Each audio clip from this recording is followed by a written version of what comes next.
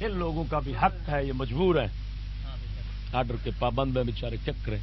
میں تقریر کر رہا تھا پاک پتن شریف، پولیس بڑی ایک سامنے بیٹھا تھی ایلیٹ فورس دا ASI 18,000 وہ تنخواہ سی۔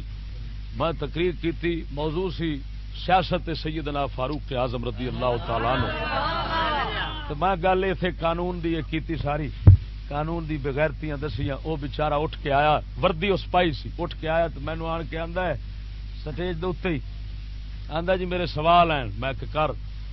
اس آخیا جی پہلا سوال اے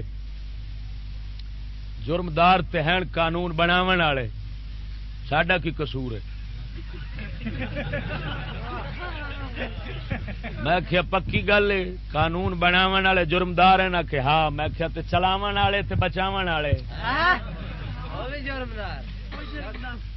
اساں تے آرڈر دے مڑ پابند ہوئے۔ میں کیا یہ جڑے یزید دی فوج امام حسین دی قاتل بنی تھی، وہ قاتل جرمدار ہیں؟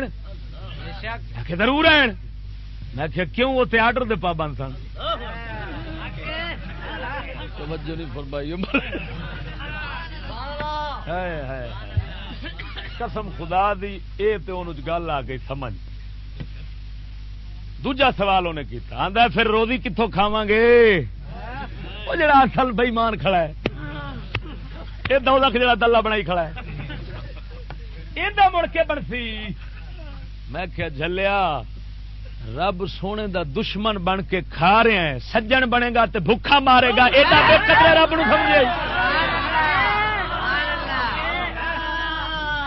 قسم اس ذات دی جدے قبضہ قدرت وچ میری جان ہے، انہیں اتے بیٹھے ہی وردی کھول کے او سٹی، 18,000 تنخواہ نو ٹھوکر ماری۔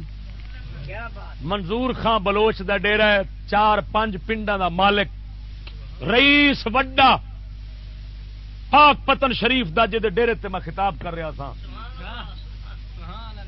وردی چک کے اتے پیٹی کھولی، کہنے لگا بس اج تو بعد حرام دی نوکری نہ کروں گا۔